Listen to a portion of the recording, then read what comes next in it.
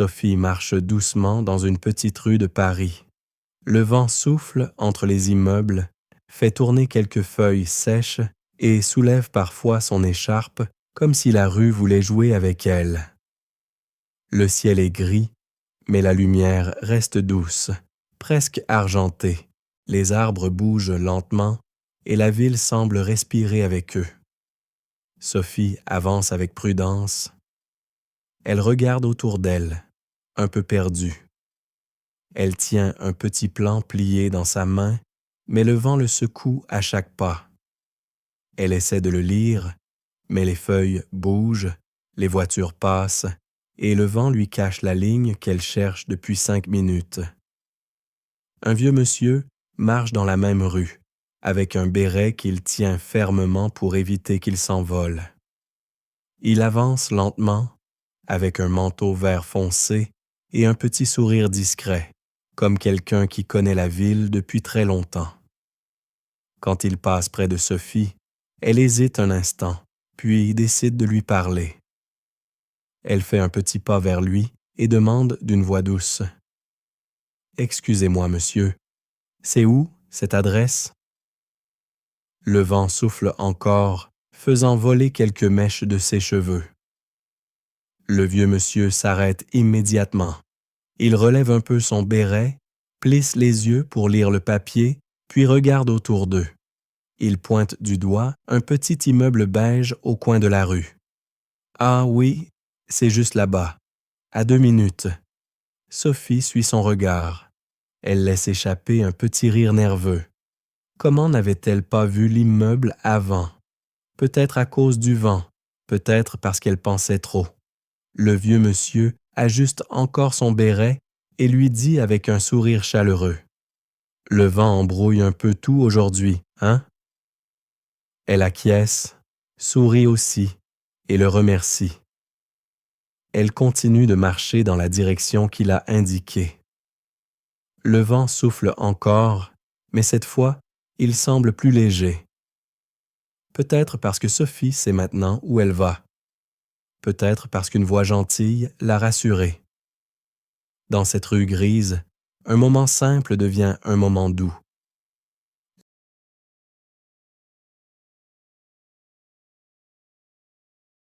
Il pleut doucement dehors. Les gouttes tombent sur la vitre du petit café et glissent lentement vers le bas, comme si elles dessinaient des lignes fines. À l'intérieur, l'air est chaud et calme. On entend seulement le bruit léger de la machine à café et le murmure tranquille des clients. Lucas s'assoit à une table près de la fenêtre. Il pose son sac à côté de lui, puis regarde la pluie comme s'il essayait de comprendre quelque chose. Son professeur arrive quelques secondes plus tard avec un manteau encore humide. Il sourit, secoue doucement ses lunettes, puis s'assoit face à Lucas. Un serveur dépose 2 tasses sur la table. La vapeur monte lentement. Lucas ouvre la bouche pour parler, mais referme aussitôt. Il prend une inspiration, joue avec la cuillère, puis essaie encore. Ses yeux cherchent les mots quelque part dans la pluie. Le professeur le regarde avec patience. Il ne dit rien. Il attend simplement. Il pose sa main autour de sa tasse, comme pour lui dire que rien ne presse. Le temps passe un peu plus lentement dans un café quand il pleut. Lucas finit par lever les yeux. Il a un sourire un peu nerveux, mais sincère. Il sait que le professeur ne va pas se moquer de lui. Alors il tente une phrase, simple, hésitante, mais vraie. Le professeur incline doucement la tête, l'écoute attentivement, puis lui répond avec la même douceur que la pluie dehors. Les 2 hommes continuent de parler, lentement, naturellement, comme si le silence et le café les aidaient à trouver les bons mots. Dehors, la pluie continue, mais à l'intérieur, quelque chose devient plus clair pour Lucas. Il ne comprend pas tout, mais il se sent bien. Et c'est suffisant pour aujourd'hui.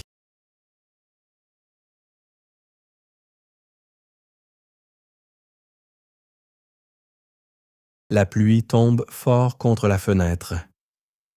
Dehors, le ciel est sombre, presque violet, et de grands nuages avancent lentement au-dessus des arbres. Camille et son grand frère, Julien, sont assis à la table de la cuisine. Ils regardent la lumière de la pièce se mélanger avec l'ombre de l'orage. Camille pose ses mains sur la table, les doigts serrés. Chaque fois qu'un éclair traverse le ciel, son corps fait un petit mouvement. Elle n'a pas vraiment peur, mais elle ne sait pas si elle doit parler ou rester silencieuse. Julien, lui, semble calme. Il observe simplement la fenêtre, comme s'il connaissait bien ce genre de soirée. Un éclair très fort illumine soudain la cuisine, puis le tonnerre arrive juste après. Camille ouvre les yeux plus grands. Elle regarde son frère, puis la fenêtre, puis encore son frère. Elle cherche à comprendre ce bruit immense qui traverse le ciel. Julien sourit doucement. Il ne se moque pas d'elle. Il pose une main sur la table, plus près de la sienne, comme pour lui dire « Je suis là ». La pluie continue de tomber, et les gouttes glissent le long de la vitre comme des lignes brillantes.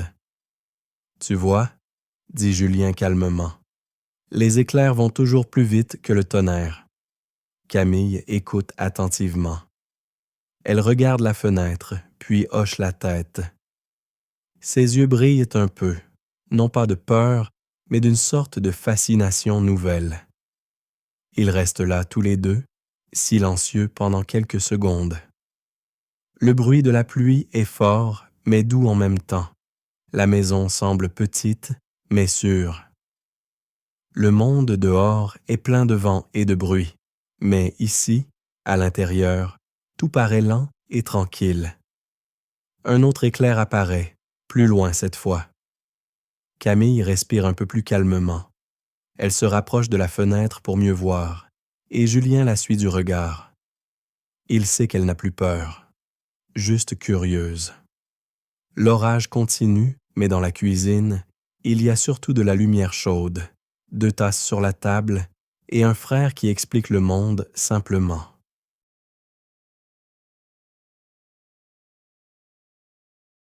La pluie vient tout juste de s'arrêter. Le silence arrive d'un coup, comme si la ville retenait son souffle. L'air sent la terre mouillée, et les feuilles brillent encore de petites gouttes. Dans le jardin derrière la maison, tout semble plus vert, plus calme, plus neuf. Léa s'approche de la fenêtre avec ses chaussettes encore un peu glissantes. Elle pose ses mains contre le rebord froid et regarde dehors. Le monde paraît différent après la pluie, comme si quelqu'un avait nettoyé le ciel. Puis elle voit quelque chose, une ligne de lumière, très fine, au-dessus des arbres. Elle ouvre grand la bouche. Un arc-en-ciel. Un vrai, un grand, avec des couleurs qui se mélangent doucement. Elle court vers le salon où son père range des livres. « Papa, papa, viens voir. » Elle tire un peu sur sa manche, juste assez pour montrer son excitation. Sans poser de questions, il la suit. Ils retournent ensemble devant la fenêtre. Léa pointe du doigt le ciel. Le père se penche vers elle, plisse les yeux un instant, puis son visage s'illumine. « Ah oui, il est beau, hein? » Léa hoche la tête très vite. Pour elle, c'est presque magique. Le jardin, encore humide, semble briller. Les couleurs dansent doucement au-dessus des arbres. Le père pose une main sur l'épaule de sa fille. Il ne dit rien de plus. Il observe. Il laisse Léa regarder aussi longtemps qu'elle veut. Le moment est simple, mais chaud comme la lumière du soir. Une petite brise passe et les feuilles du grand pommier bougent très légèrement. Quelques gouttes tombent encore des branches. Le sable dans le coin du jardin est sombre et la balançoire bouge un peu toute seule. Léa demande doucement « Pourquoi il vient, l'arc-en-ciel ?»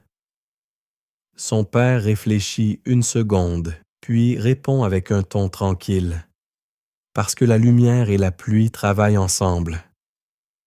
Léa répète la phrase dans sa tête. Elle sourit. Elle ne comprend pas tout, mais ce n'est pas important. Elle comprend que c'est beau. Elle comprend que c'est un cadeau du ciel après la pluie. Il reste là encore quelques minutes, sans parler. Juste un père, une fille et un arc-en-ciel qui disparaît doucement.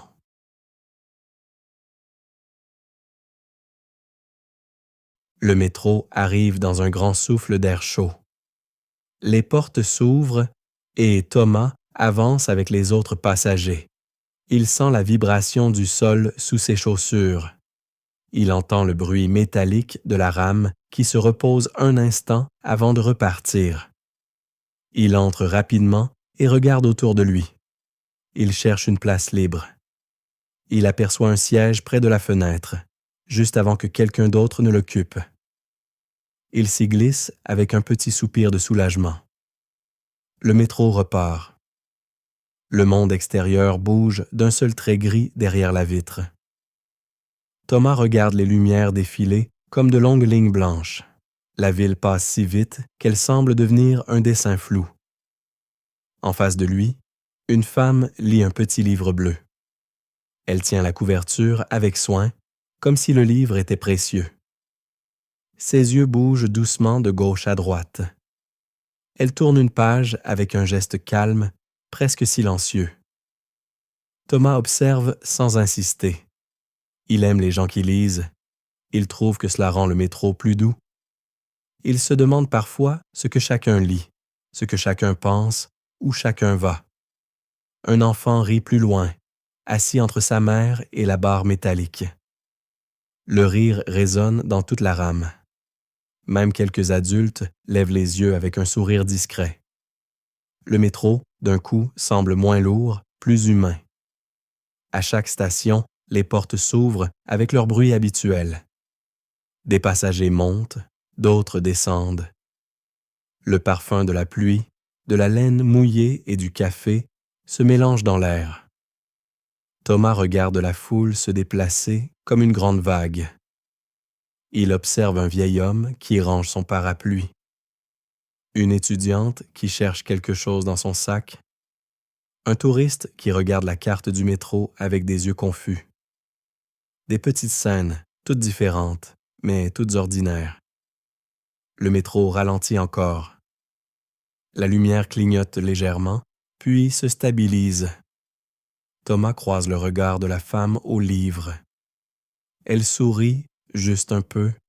Il répond avec le même petit sourire.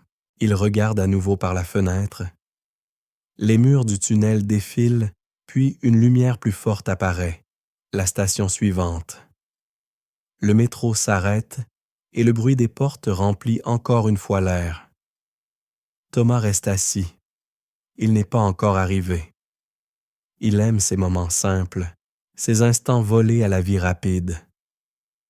Dans le métro, tout va vite dehors, mais à l'intérieur, le temps a parfois une autre vitesse.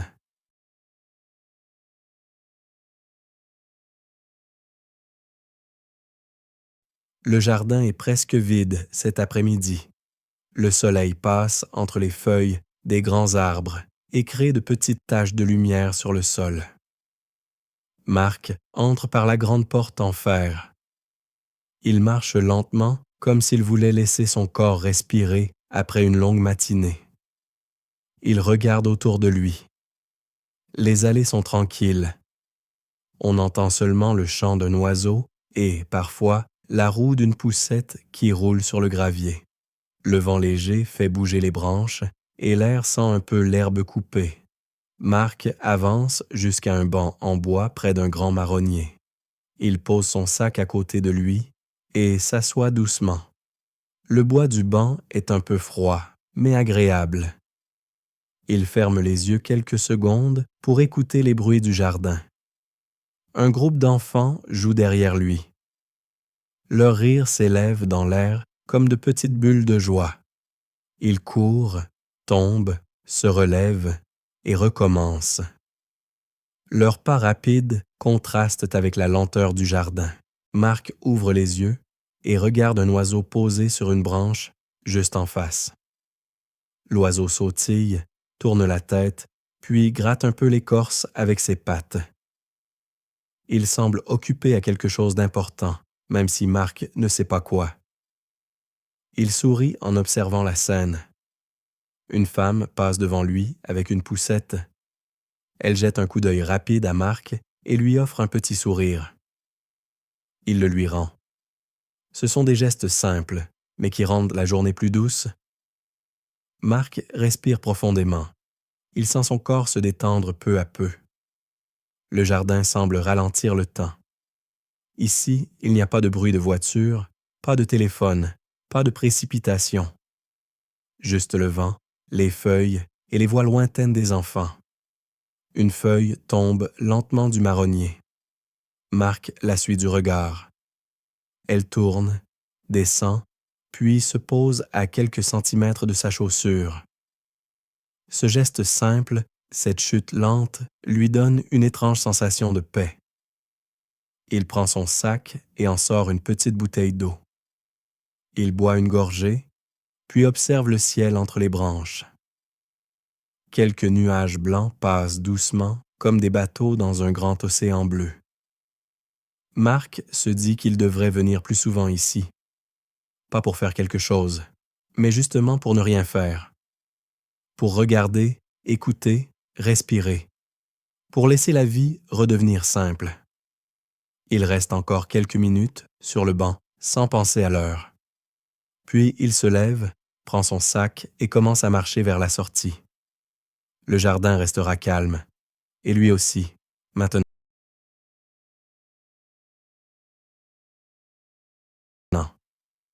Le bus arrive en faisant un léger bruit de frein. Il est exactement 8h10. Anna attend sur le trottoir depuis quelques minutes déjà, les mains dans les poches de son manteau. L'air du matin est frais, presque froid, mais agréable. Les portes du bus s'ouvrent et un souffle d'air chaud en sort. Anna monte avec les autres passagers. Elle observe rapidement l'intérieur pour trouver une place libre. Elle aperçoit un siège près de la fenêtre et s'y dirige. Elle s'assoit, pose son sac sur ses genoux, puis regarde dehors. La vitre est un peu humide, comme si la nuit n'était pas encore complètement partie. La ville commence à se réveiller. Les lumières dans les appartements s'éteignent peu à peu, tandis que les rues deviennent plus bruyantes. Le bus démarre. On entend le moteur, le frottement des pneus, puis le ronronnement régulier du véhicule. Anna aime ce moment du matin. C'est comme une petite pause entre la maison et l'école, un espace calme où elle peut juste regarder la ville passer. En face d'elle, un homme lit le journal. Il tourne les pages avec soin, comme s'il ne voulait pas les abîmer. À côté de lui, une jeune fille écoute de la musique, les yeux fermés, complètement détendue. Le bus est plein, mais tout le monde semble encore un peu endormi. Anna regarde par la fenêtre. Les arbres longent la route, leurs branches bougeant doucement avec le vent. Les feux de signalisation changent de couleur, l'un après l'autre. Des personnes marchent vite sur le trottoir, un café à la main. Le bus s'arrête à une première station. Des passagers montent, d'autres descendent. Une petite fille monte avec son père et s'assoit juste en face d'Anna. Elle tient un petit sac rose avec un dessin de chat dessus. Elle sourit timidement à Anna, qui lui rend un sourire doux. Un moment plus tard, le bus reprend sa route. La petite fille colle son front contre la vitre pour mieux voir la rue. Elle commande des choses que seul son père comprend. Anna écoute sans vraiment écouter, mais cela lui fait du bien. Le soleil commence à apparaître derrière les immeubles. La lumière entre doucement dans le bus, éclairant les visages encore fatigués. Anna ferme un instant les yeux pour sentir la chaleur légère du soleil sur sa joue. Elle rouvre les yeux quand le bus ralentit près d'un grand carrefour. Elle reconnaît la station suivante. Elle sait qu'elle doit descendre dans 2 arrêts. Elle range son sac, remonte sa manche et prend une petite inspiration. Le bus avance encore quelques minutes, puis s'arrête à la bonne station. Anna se lève, descend les marches et sent le vent frais du matin la toucher. Une nouvelle journée commence, douce et simple.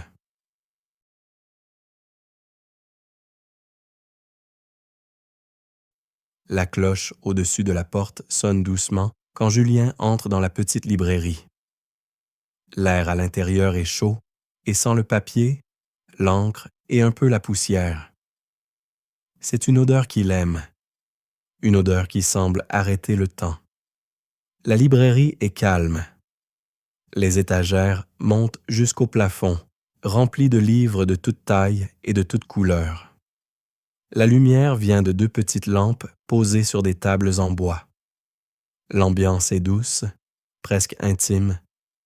Julien marche lentement entre les rayons. Il effleure les couvertures du bout des doigts. Certaines sont lisses, d'autres un peu rugueuses. Chaque livre semble avoir sa propre personnalité. Derrière le comptoir, une femme âgée relève la tête. Elle porte des lunettes rondes et un pull beige. Elle sourit à Julien d'un sourire tranquille, comme si elle était contente de le voir ici. Julien répond avec un petit signe de tête. Il s'arrête devant un rayon rempli de livres aux couvertures colorées. Il en prend un au hasard. Il l'ouvre à la première page et lit quelques lignes. Il ne comprend pas tout, mais le rythme des phrases lui plaît. Il remet le livre à sa place et en choisit un autre. Celui-ci est plus petit, avec une couverture bleu foncé. Il le feuillette lentement. La police est simple, claire, agréable à lire. Julien s'assoit sur une petite chaise dans le coin de la librairie. Il lit quelques paragraphes. Il écoute le silence autour de lui, seulement brisé parfois par le bruit d'un livre qu'on repose ou par un pas discret sur le parquet. La femme du comptoir s'approche doucement. Elle ne parle pas tout de suite. Elle regarde Julien lire, puis lui demande « Vous cherchez quelque chose en particulier ?» Julien secoue la tête. « Non, juste quelque chose de simple. » La femme sourit encore. Les livres simples sont souvent les meilleurs. Elle retourne à son comptoir. Julien continue sa lecture. Les minutes passent sans qu'il s'en rende compte. Ici, le monde semble ralentir. Les pensées deviennent plus claires, plus calmes. Quand il referme enfin le livre, il se sent un peu différent, comme si quelques mots avaient adouci sa journée. Il repose le livre à sa place, remercie la libraire d'un signe de tête, puis se dirige vers la porte. La cloche sonne encore une fois quand il sort. La rue est plus bruyante que la librairie, mais Julien garde dans son cœur un petit morceau de son calme.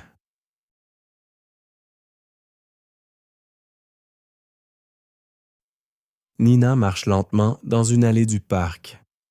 Le soleil de l'après-midi traverse les branches d'un grand marronnier et dessine des formes de lumière sur le sol. Le vent est léger, juste assez pour faire bouger ses cheveux et rafraîchir l'air. Elle avance jusqu'à un banc en bois, un peu usé, mais propre. Elle s'assoit, pose son sac à côté d'elle et laisse ses épaules se détendre. Elle est venue ici pour faire une pause, juste quelques minutes de calme, loin du bruit de la ville. Autour d'elle, le parc vit doucement. Un homme lit un journal près d'une fontaine. Un couple marche main dans la main sur le chemin principal. Un chien court derrière une balle sous les rires de 2 enfants. Nina observe tout cela sans se presser, comme si elle regardait une scène de film. Elle regarde ensuite les branches du marronnier au-dessus d'elle. Les feuilles bougent lentement, laissant passer la lumière par petites touches comme si le soleil clignait des yeux. Une feuille sèche se détache, tombe en tournant et vient se poser presque à ses pieds. Ce geste simple lui tire un sourire. Elle prend une gorgée d'eau de sa bouteille. L'eau est fraîche et le goût simple lui fait du bien. Elle respire profondément, sent l'odeur de la terre, de l'herbe et un peu du bois humide du banc. Une femme s'assoit soudain de l'autre côté du banc. Elles ne se parlent pas, mais elles échangent un regard poli, un petit sourire rapide. Parfois, c'est tout ce dont on a besoin pour se sentir accompagné. Nina sort un petit carnet de son sac. Elle ne sait pas vraiment quoi écrire. Elle trace juste quelques lignes, quelques mots simples, sans réfléchir. Elle aime ce moment où l'esprit se vide, où les pensées deviennent plus petites et plus légères. Un vélo passe doucement près d'elle. Les oiseaux chantent encore dans les branches. La vie continue autour, tranquille, régulière. Nina referme son carnet et le remet dans son sac. Elle reste encore un instant sans bouger, juste pour profiter de la lumière douce et du vent léger. Elle se dit qu'elle devrait revenir plus souvent ici, même pour 5 minutes, même pour une seule respiration profonde. Elle se lève doucement, prend son sac et commence à marcher vers la sortie du parc. Le banc reste là, sous l'arbre, prêt à accueillir quelqu'un d'autre qui a besoin d'un moment de calme.